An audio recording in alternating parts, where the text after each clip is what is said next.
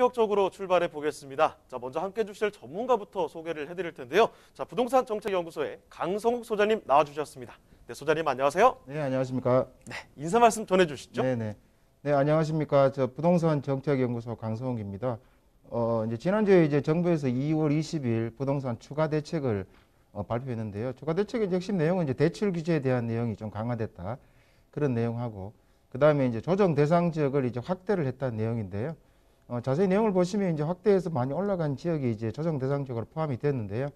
그 핵심은 이제 월급 판교선이라든가 뭐 신분당선 연장이라든가 또는 이제 GTX가 들어오는 신호설이라든가 또는 이런 어쨌든 인도권 동탄선이라든가 아무래도 이제 지하철 전철이 들어가는 역세권과 역세권 인근에서 이제 재개발이 이루어지는 도심 재생에서 많이 상승한 것이 사실입니다. 그래서 이런 지역들이 이제 묶이게 됐는데 어쨌든 이렇게 제도나 규제가 정책이 이제 묶이는 데 대한 여러 관점도 잘 체크를 하셔야 되고요. 그 지역에서 어떤 지역들이 이제 실제로 많이 올라가고 올라간 이유가 뭔지에 대한 가치가 어떻게 해서 움직이는지에 대한 내용을 좀 보시면 좋을 것 같고요. 말씀드린 대로 이제 그 신설되는 어떤 철도에 대한 부분, 역세권 중심으로 도시 재생이 되는 부분에 대해서는 중기적으로 보시더라도 그 가치가 계속 올라갈 수 있는 여력이 있다. 다시 단기간에 이제 급등한 데 대한 내용하고 규제로 인해서 약간씩 조정이 되는 내용을 참고하셔가지고 이쪽 지역들은 늘 관심을 가지실 필요가 있다. 이렇게 말씀을 드릴 수 있겠습니다. 이렇게 소장님께서 말씀을 해주신 것처럼 220이 부동산 대책이 나오면서 대출 규제에 대한 이야기가 또 한번 부각되고 있는 상황이죠. 자, 이런 상황 속에서 투자하시는 분들이 부동산 투자 어떻게 해야 되나 고민이 좀 많으실 텐데요. 여기서 더 눈여겨볼 만한 그런 지역 분석 저희가 도와드리도록 하겠습니다. 자, 강성욱 소장님이 선정해 주신 그 첫 번째 부동산 네트워크 화면 없이 먼저 바로 만나보도록 할 텐데요. 자, 처음으로 만나볼 곳은 서울 성북구로 떠나보겠습니다. 장위동에 위치한 통건물인데요. 어떤 건물인지 지금부터 개요 먼저 알아보겠습니다. 소장님, 개요 정보부터 확인해 주시죠. 네, 전체 개요를 말씀을 드리도록 하겠습니다.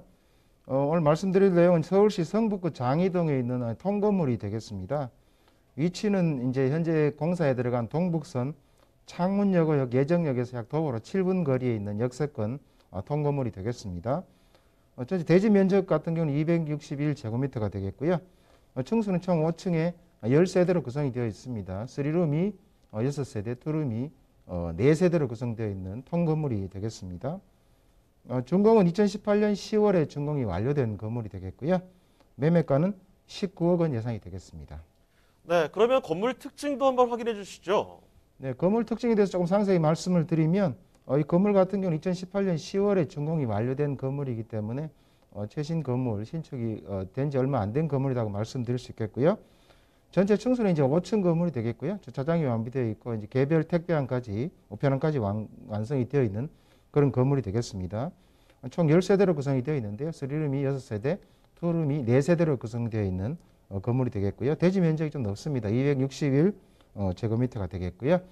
사진에서 보시는 것처럼 뒤쪽에는 산책길이 형성이 되어 있어서 전체 건물은 어쨌든 화이트 톤으로 잘 갖춰진, 잘 지어진 건물이다. 이렇게 말씀을 드릴 수 있겠습니다. 네, 뭐 만들어진 지 1, 2년밖에 되지 않았다면 우리 신축이라고 부르잖아요. 바로 여기 그런 곳이라는 겁니다. 2018년 10월에 준공이 된 건물인데 5층짜리 올라가고 있어요. 지금 10세대를 만나보실 수가 있는데요. 2룸과 3룸으로 구성이 되어 있습니다. 건물 통째로 만나보고 계시는 상황인데, 자, 성북구 장위동입니다. 성북구 장위동에는 또 어떤 입지 여건을 갖고 있고 앞으로 개발의 이야기들 어떤 것들을 품고 있는지 궁금하실 텐데 그 이야기도 들어보도록 하겠습니다. 자, 입지 여건은 그럼 어떻습니까? 입지 여건 자세히 말씀을 드리도록 하겠습니다. 이 지역 같은 경우는 이제 아무래도 동북 쪽에 있기 때문에 기존의 내용으로 보시면 이제 도심이 많이 재생되고 있는 지역이다 이렇게 말씀을 드릴 수 있겠습니다. 대규모의 이제 그 장인뉴타운 이제 안에 있는 그런 건물이라고 말씀드릴 수 있는데요. 세부적인 입지 내용을 좀 살펴보시면 기본적으로 이제 2019년에 착공에 들어간 동북선 예정역이 있습니다. 창문역에서 도로 약 한 7분 거리에 있는 통건물이 되겠고요. 현재는 역세권이 아니지만 향후에는 이제 역세권으로 변모되고 있는 그런 입지를 갖추고 있다. 이렇게 말씀을 드릴 수 있겠습니다. 그 다음에 주변에 이제 학교들을 조금 살펴보시게 되면 뭐 광운대라든가 뭐 동덕 여자대학교가 인근에 있고요. 그 다음에 오원초나 뭐 장이초라든가 그 다음에 창문여고, 장이중학교가 인근에 있기 때문에 학교들도 잘 배치되어 있는 그런 입지를 가지고 있다. 이렇게 말씀을 드릴 수가 있겠습니다. 그 다음에 이제 이 물건이 위치한 바로 북쪽으로 도로 하나 건너가시게 되면 북서울 꿈의 숲이 있습니다. 뭐 전체 면적은 동북부에서도 가장 큰 이제 공원이 되겠는데요. 전체 면적이 한 20만 평 정도 되고 있습니다. 그래서 동북권에서는 여가를 즐길 수 있는 또는 산책을 할 수 있는 이런 대규모의 공원이 바로 인접해 있다. 이게 집값도 상승에도 미칠 수 있는 영향이 크다 이렇게 볼 수 있는데요. 바로 북쪽에 있다. 도로만 건너면 위치하고 있다. 이렇게 또 입지를 하고 있습니다. 그 다음에 이제 또 인근 같은 경우는 이제 여기가 지금 기본적으로는 이제 그 장이 뉴타운 가장 크죠. 장이 뉴타운은 서울에서도 이제 재개발을 또는 뉴타운 중에서도 가장 큰 규모를 형성하고 있는데요. 여기에도 이제 그 장이 뉴타운 안에 있다 이렇게 말씀을 드리겠습니다. 장이 뉴타운 같은 경우는 이제 서울에서 가장 큰 뉴타운 중에 하나다 이렇게 말씀을 드릴 수 있는데요. 전체 이제 15구역에 나눠져 가지고 재개발들이 하나씩 진행이 되고 있습니다. 그래서 전체적인 9개는 이제 정상적으로 진행이 되고 있고요. 6개 같은 경우는 해지되었지만 그중에 일부는 다시 추진이 되면서 전체적으로는 환경이 계속 변화하고 바뀌는 지역 안에 있는 지역이다 이렇게 말씀을 드릴 수 있겠습니다. 그 다음에 거기 지변적을 조금 더 살펴보시게 되면 기존에 이제 그 GTX 신호선이라든가 또는 광원 역세권 개발이라든가 그 다음에 동북선 착공에 들어간 것까지 합쳐서 이 지역 자체가 뉴타운으로서는 가장 큰 규모로 이루어지고 있는 내용이다 이렇게 말씀을 드릴 수 있겠는데요. 화제까지 이제 같이 말씀을 드리면 그 중에 핵심 자체가 이제 이 지역에 직접적인 영향을 미칠 수 있는 게 동북선 경전철이 착공에 들어갔다는 내용이라고 말씀을 드릴 수 있겠습니다.